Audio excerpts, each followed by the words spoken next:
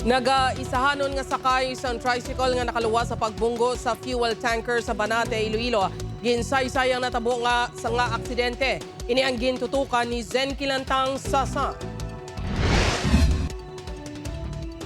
Makita sa sining video ang bahin sang karsada kung saan nagluntad ang pagbunggoan ay isang tricycle kag fuel tanker sa Barangay Carmelo, Banate kahapon.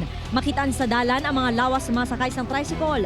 May mga tao man nga nag-abot para magsikyar sa sitwasyon sa mga ini. Tubtub nag-abot ang ambulansya kag ginkarga ang mga biktima.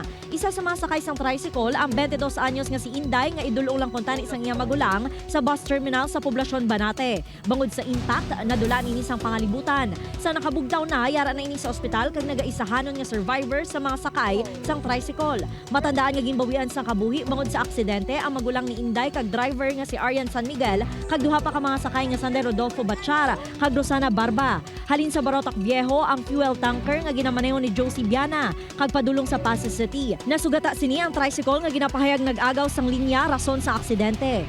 Hindi man gid siya do madasig Pakadto na kami Banate. Kay ma-eskwela bala ko tani haw. Idulong niya ko sa terminal. Bangod nagtabog ini sa tricycle nakaangkon sang pilas kag pagpalamanog sa pila ka bahin sang iyalawas si Inday. Gilayon man nga gingkustodiya sang kapulisan ang driver sang fuel tanker. Apang nakagawa na ini kay ina sang aga. Kainas ng aga, ma'am, kay nag-expire ang detention period within 18 hours, 4:30 ng aga, kay na kinlilis namin sa. Nagistoryahan ay na ang himata sa mga biktima kag tag-iya sang fuel tanker kag nagdesisyon nga mag-areglohanay. Upod ki si Rilo Renduque, Zen Kilantang Sasa, One Western Visayas.